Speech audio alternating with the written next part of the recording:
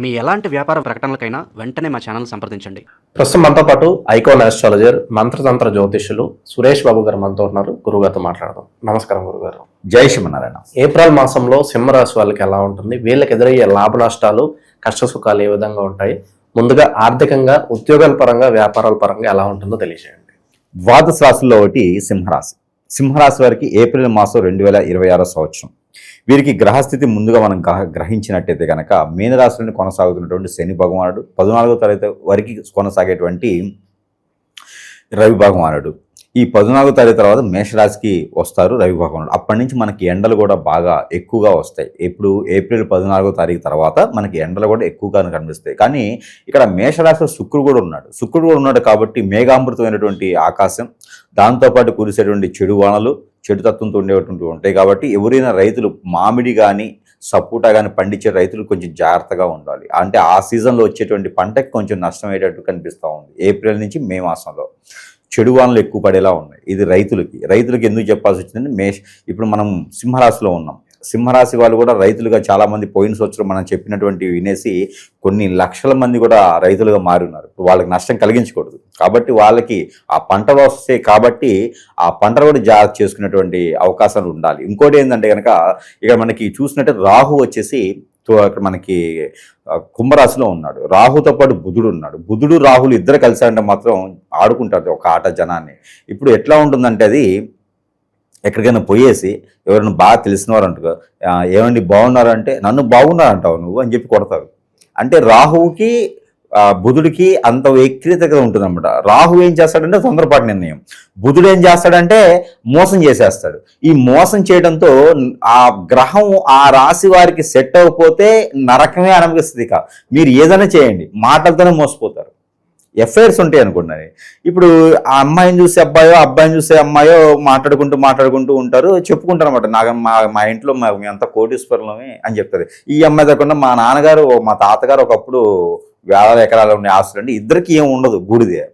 వీళ్ళు చెప్పుకునే గొప్పలు ఎక్కువ అనమాట. దాంతో నిజాలు తెలిసేసి ఇద్దరు వీడిపోతారు. అది బుధుడు చేస్తాడు. అంటే మనిషిలో ఉన్నటువంటి యుగోతత్వానికి వ్యతిరేకతగా చేసేటటువంటి నక్షత్రం రాశి గ్రహం ఉందంటే బుధ గ్రహం. అలానే ఈ యొక్క బుధుడు రాహు కలిసి ఉన్నారు కాబట్టి దాని వలన ఈ యొక్క సింహరాశి వారు ఏదైతే మాట్లాడాలన్నా, ఏదైతే చేయాలన్నా కూడా ఆచితూచి మాట్లాడుకోవాలి. వీరు మాట్లాడేదంతా వాస్తవమే కానీ ఎదుటి వారికి అర్థం కాదు. వీరు చెప్పేదంతా నిజమే కానీ ఎదుటివారు చెప్పేవాళ్ళ అబ్బా నువ్వు అంటారు. అంటే వీరు మంచి కోసం చెప్పినా కూడా ఎదుటి వారికి నచ్చదు. గ్రహాల యొక్క స్థితిగతులు అలా ఉన్నాయి. ఇక ఇంకోటి ఏంటంటే స్వస్థానంలో కేతు ఉన్నాడు. కేతు ఏం చేస్తాడు? దొంగతనం చేస్తాడు. కేతు ఏం చేస్తాడంటే మొత్తం కూడా మనం చెప్పేది ఎదుటి వారికి ఆపోజిట్లు వినపడింది. నువ్వు ఇలా వెళ్ళరా, ఈ రూట్ బాగుంటుందంటే చెప్పొచ్చేవాళ్ళు మా తెలియదు ఏంటి. ఈ రకమైనటువంటి దీంతో ఏమైంది, వీరు కొట్టుకుంటూ ఉంటారు అన్నమాట. అందుకని ఈ యొక్క సింహరాశి వారు చేయాల్సిన పని వారు మాత్రమే చేసుకుంటూ ఎవరికి కూడా ఏదో చేద్దామని వెళితే మాత్రం కొనకొచ్చుకున్నట్టే. ఈ గ్రహాల యొక్క స్థితిగతులు అవే చెప్తున్నాయి.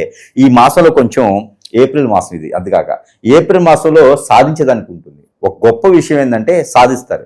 ఏప్రిల్లో జీవితకాలం నిలబడేందుకు అనుకూలంగా ఉండేటువంటిది ఏదైతే ఉందో ఖచ్చితంగా సాధిస్తారు. ఏప్రిల్లో సాధించారా అంటే జీవితంలో ఎక్కడికి పోదు. అది ఈ యొక్క సింహరాశి వారు దాని మీద ఫోకస్ పెట్టాలి, అది ప్రయత్నం చేయాలి. ఎందుకంటే విదేశాన్ని ఎప్పటి నుంచో అనుకుంటున్నారు, ఇప్పుడు వెళ్ళారనుకోండి, ఇప్పుడు ప్రయత్నం చేశారు అనుకోండి, ఏప్రిల్లో ఖచ్చితంగా వెళ్తారు. జీవితకాలం అక్కడే ఉండిపోతారు. ఇక సంపాదించుకుంటూ జాబు, కొత్త రకమైన జాబు, ఈ కొత్త రకమైన జాబ్స్ ప్రయత్నం చేస్తే ఏప్రిల్ మాసంలో జాబ్ వచ్చిందనుకోండి, జీవితకాలం గవర్నమెంట్ జాబ్ లాంటిది. ఇంకా ప్రైవేట్ జాబ్ కూడా గవర్నమెంట్ లానే ఉంటుంది. వాళ్ళే స్కూల్స్ దుర్గ షాప్ లాగా అనమాట. ఇక వాళ్ళకు ఉంటుంది అనమాట. ఇక మూడవది విషయము, ఇక వీరికి సంతాన ప్రాప్తి కనుక ఏప్రిల్లో జరిగిందా ఇక అదృష్టవంతులు వాళ్ళు.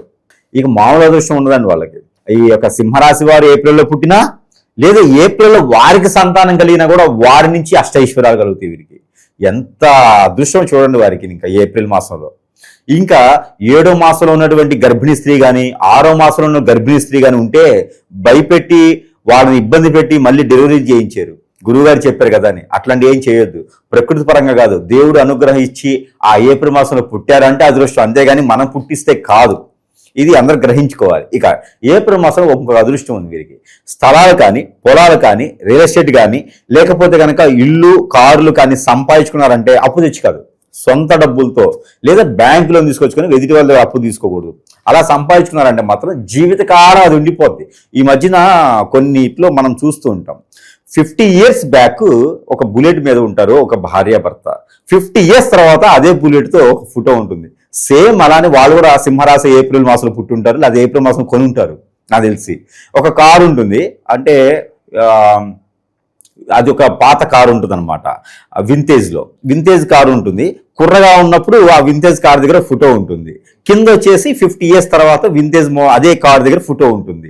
అది కూడా సింహరాశి వారే ఉంటారు వారు, ఎందుకంటే వాళ్ళు కూడా ఏప్రిల్లో కొని ఉంటారు. అందుకే ఏప్రిల్ మాసంలో కొన్నది స్థిరస్థాయిగా నిలిచిపోద్ది ఎవరికి? సింహరాశి వారికి. కాబట్టి ఆదాయ వనరులు ఏదైనా కావాలన్నా, జాబ్ పర్పస్ అయినా, ఎడ్యుకేషన్ పరంగా అయినా, ఏదైనా సరే సంపాదించాలన్నా సాధించాలన్నా కూడా, ఎందుకంటే ఏప్రిల్ మాసంలో ఒక షర్టు ప్యాంట్ కొనండి, ఒక శారీ కొనండి, కొంతకాలం ఎక్కువగా ఉండిపోతుంది.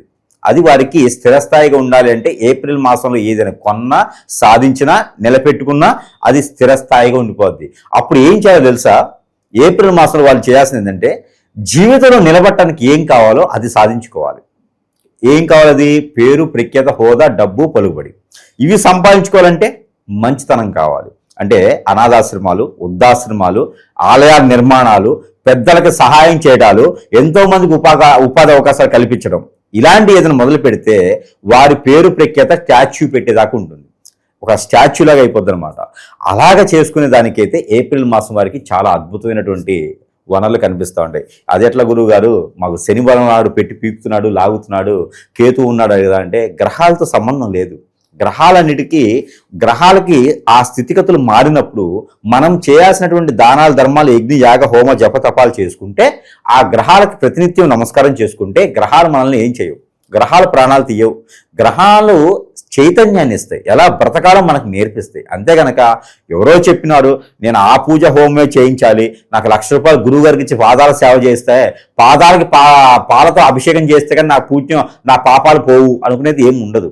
గురువు అనేటోడు మంచి చెప్పేదానికి ఉండాలి కానీ భయపెట్టేదానికి ఉండకూడదు. చాలా మంది నేను ఈ మధ్య మాధ్యాల్లో చూస్తూ ఉన్నా, శని భగవానుడికి స్తంభన అయిపోయింది, రవి భగవానుడు శని భగవాను దగ్గరికి వచ్చాడు, వస్తే ఏమవుతుంది? ఎవరి బాధ వారిది. ఇప్పుడు గ్రహాన్ని మనం మార్చగలుగుతామా? గ్రహాన్ని మనం మార్చలేంగా. ఉన్న గ్రహాలని అక్కడ ఉండేటువంటి దాన్ని శాంతి పలుకుచుకు మనం ముందుకెళ్ళాలి. అక్కడ నా దగ్గర హోమం చేయించుకుంటేనే నాకు మంచి అవుతుంది అనేది ఇక్కడ లేదు. గ్రహాల యొక్క స్థితిగతులు మారవు. అవి ఉన్నప్పుడు మనకి గ్రహాలు సానుకూలంగా మర్చుకోవాలి. అవి ప్రతినిత్యం కూడా మీరు నవగ్రహాల చుట్టూ తిరిగి ప్రదక్షిణ చేసి వాటి మీద నల్ల నువ్వులు, నల్ల మినుములు, నల్ల మిరియాలు వేస్తే సరిపోతుంది. తైలాభిషేకం చేస్తే సరిపోతుంది. తైలంతో దీపారాధన చేస్తే సరిపోతుంది. గ్రహాల యొక్క స్థితిగతులు కావాలంటే ప్రతినిత్యం కూడా ఓం నమో శనీశ్వరాయ, లేదా సోమ మంగళ బుధ గురు ఛాయ, ఇలాగా మనం ఏదో చేసుకుంటే మనకి మనంగా ఉచ్చారణ ఉంటుంది. హనుమాన్ చాలీస చదువుకోవచ్చు.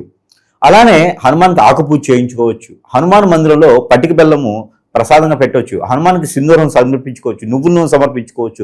ఎన్నో రకాలటువంటి సానుకూల పడేటువంటిది మన సంపాదించిన సొంత సంపాదన, మనం కష్టపడి సంపాదించిన దాంట్లోనే మనం పూజలు చేయాలన్నా కానీ ఇంకొక దగ్గర అప్పు తీసుకొచ్చి మనం పూజలు, యజ్ఞ, యాగ, హోమాలు చేపిస్తే కన్యాదానం చేసినా కూడా ప్రతిఫలం మనకు ఉండదు.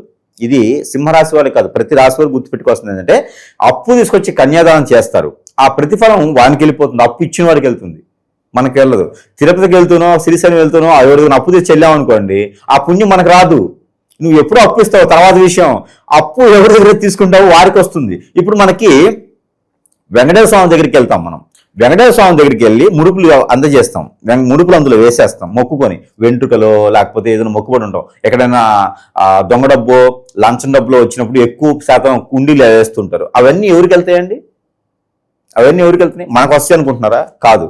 అవన్నీ కూడా అక్కడ ఉంటాడు ఒక అతను, ఆయనకి వెళ్ళిపోతాయి అన్నమాట. వెంకటేశ్వర స్వామికి వెళ్ళవు ఆయన్ని. వెంకటేశ్వర స్వామి అప్పు చేస్తుంటాడు కదా, కుబేర స్వామి, అక్కడికి వెళ్ళిపోతూ ఉంటాయి. కాబట్టి మనం చేసేటువంటి ఏదైతే ఉందో దాని మూలం, ఇప్పుడు మనం పండు తింటున్నాం, ఆ పండు ఎక్కడి నుంచి వచ్చింది? చెట్టు ఎక్కడి నుంచి వచ్చింది? మొదలు ఎక్కడి నుంచి వచ్చింది? భూమి ఎక్కడి నుంచి వచ్చింది? ఇది మనము ఆ ఏరుకి వెళ్ళిపోద్ది ఆ పుణ్యఫలం అంతా. మనం పోసే నీరు అందుకోసం ఏరుకు పోస్తాం.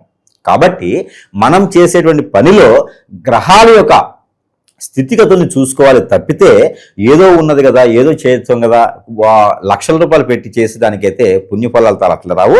ఏదో గురువుగారి దగ్గరికి పోయి పాద సేవలు చేస్తేనో, ఆయన పాదాలు మన నెత్తిని పెట్టుకుంటేనో మనమేం బహుబలి కాదు, ఆయన ఏమైనా కట్టప్ప కాదు. అలాంటివి చేస్తే మనకు పాపాలు వస్తాయి, వారు చేసినటువంటి కర్మలకి మనకు పాపాలు వస్తాయి. కాబట్టి అలాంటివి చేయకూడదు. ప్రస్తుత కాలంలో వీళ్ళకి శత్రువులు ఎవరు, ఎవరిని నమ్మాలి, ఎవరితో జాగ్రత్తగా ఉండాలి, నష్టం ఎక్కడ జరుగుతుంది వీళ్ళకి? ఇకపోతే సింహరాశి వారికి అనుకున్న పనులు ముందుకు వెళ్ళడం ఏప్రిల్ మాసంలో బాగా ఉంటుంది. కాబట్టి వీరికి శత్రువులు కూడా బాగానే ఉంటారు. ఎక్కడ ఉండరు వీరి శత్రువులు, కన్న వాళ్ళలోనో పెంచిన వాళ్ళలోనూ ఉంటారు వీరి శత్రువులు, బయట ఎక్కడ ఉండరు. ఎందుకంటే వీరు కుటుంబానికి విలువలు ఎక్కువ ఇస్తారు. దాంపత్యానికి కానీ కుటుంబాలకు కానీ వాల్యూసే కానీ వీరు కాపాడాలి, బాధ్యతగా తీసుకుంటారు. అదే వారికి వీక్నెస్, మంచితనమే వారి వీక్నెస్. కానీ వీరికి ఉన్నటువంటి వీక్నెస్ ఇంకోటి ఏంటంటే కనుక అందరూ మన వాళ్లే కదా, ఏదో ఒక ఉపాధి చూపిద్దాం, వీరే శత్రువులు. మనం మంచి చేస్తున్నాం కదా, వారే వీరి శత్రువులు. కాబట్టి వారందరితో కూడా జాగ్రత్తగా ఉండాలి. ఎంతవరకు చేయాలో అంతవరకే చేయాలి. అతి మించిన దానం కూడా అంత దానం చేస్తే మంచిది కాదు. కాబట్టి ఎంతవరకు చేస్తే అంతవరకు మంచిది. ఎక్కడో జాబ్ కావాలంటారు, వీరి దగ్గర లేకపోయినా 10 మందికి ఫోన్ చేస్తారు. ఫోన్ చేసి పలానా వారి జాబ్ కావాలంటారు, వీరు బతులాడతారు. వారికన్నా కూడా జాబ్ ఇచ్చిన తర్వాత ఇప్పించారులే, ఈ జాబ్ కాబట్టి మాకేంది, ఈ శాలరీ సరిపోవట్లే, అబ్బో మంచి శ్రమ ఉంది, నాకు కక్షతో జాబ్ ఇప్పించినట్టున్నారు అంటే ఇప్పించి కూడా మాడబడాలి. కాబట్టి మన మిత్రులే మన శత్రులు, వారితో జాగ్రత్తగా ఉంటే సరిపోతుంది. ఇక ఈ నరఘోష నరతిష్ట ఎక్కువగా ఉన్నాయి, శత్రువులు ఎక్కువగా ఉన్నారు, ఇంట్లో కాస్త మాకు ఇబ్బందిగా ఉంది, మానసిక అశాంతిగా ఉందనుకున్నప్పుడు ఎటువంటి పరిహారాలు చేస్తే బాగుంటుంది? ఒకటి సీకాయ అని దొరుకుతుంది, కుంకుడుకాయ అని దొరుకుతుంది. ఈ పచ్చివి తీసుకోవాలి, మనకు పచారీ షాప్లో దొరుకుతాయి. సీకాయలు ఒక 5, కుంకుడుకాయలు ఒక 5 తీసుకోవాలి. తీసుకొని మిరియాలు, మనకి నల్ల మిరియాలు ఉంటాయి, బ్లాక్ పెప్పర్ సీడ్, అవి ఒక 5 తీసుకోవాలి. తర్వాత జాజికాయలు 2, కరక్కాయలు ఉంటాయి, కరక్కాయలని మనకి పచారీలో దొరుకుతూ ఉంటాయి, ఆ కరక్కాయలు 2 తీసుకోవాలి. అలానే తోక మిరియాలని ఉంటాయి, ఈ తోక మిరియాలు కూడా ఒక 4-5 తీసుకోవాలి. అలానే కర్పూరం బిళ్ళలు, ఈ కర్పూరం బిళ్ళలు ఒక 5 తీసుకోవాలి. ఇవన్నీ కూడా నల్లని క్లాత్లో వేసి ముడుపు కట్టుకోవాలి. ఇది ఏ రోజైనా చేసుకోవచ్చు, ప్రతి వారంలో ఒకసారి చేసుకుంటే మంచిది, ఆదివారం చేసుకుంటే ఇంకా మంచిది. ఏ సమయం లేదు, ఎవరికి వారే తీసుకోవచ్చు. ఈ కట్టుకున్నది తనకి తానే దిష్టి తీసుకోవాలి. ఏదైతే శత్రు భయం ఉందో, ఏదైతే పీడ ఉందో, ఏదైతే నవగ్రహ దోషాలు ఉన్నాయో, ఏదైతే ప్రకృతి దోషాలు ఉన్నాయో, ఎవరైతే మన చెడును కోరుతున్నారో వారందరి పేర్లు తెలిసినా తెలియపోయినా, దేవుడా నాకు ఇవన్నీ రాకూడదు అని చెప్పేసి మన తల చుట్టూ తిప్పుకొని అది అక్కడే పడివేసి దానిపైన ఏదైనా ఆయిల్ వేసైనా, లేకపోతే దానిపైన ఒక 10 కర్పూరం బిళ్ళలు పెట్టేసి కాల్చి వేసేసేయాలి. లేదా దాని మీద గుగ్గిలమో సాంబారాన్ని వేసేసి కాల్చి వేసేయాలి. ఈ కాల్చి వేయడంతో అంతటితో ఆ దోషం అంతా కూడా పటాపంచలేకపోతే గండాలు కూడా తప్పుతాయి. వీరు సాధించుకునే దానికి మైండ్ పరంగా కూడా స్ట్రెస్ అవ్వకుండా ఉంటారు. గొడవలు, భార్య భర్తల నుంచి గొడవలు ఉన్నా కూడా ఈ పరిహారం సరిపోతుంది. వీరికి కుదిరితే ఏప్రిల్ మాసంలో ఏదైనా సరే పుణ్యక్షేత్రానికి వెళ్ళి వస్తే చాలా మంచిది.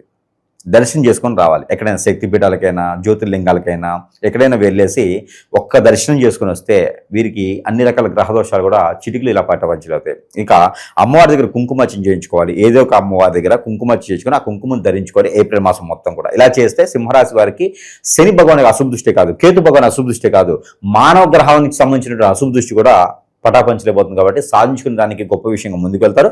ఏప్రిల్ మాసంలో ఏ తిథైనా, ఏ నక్షత్రమైనా, ఏ రోజైనా సరే వీరు సాధించుకునే దానికి ప్రయత్నం చేసుకుని ముందడుగు వేయవచ్చు. మంచి విశ్లేషణ అందించారు, ధన్యవాదాలు.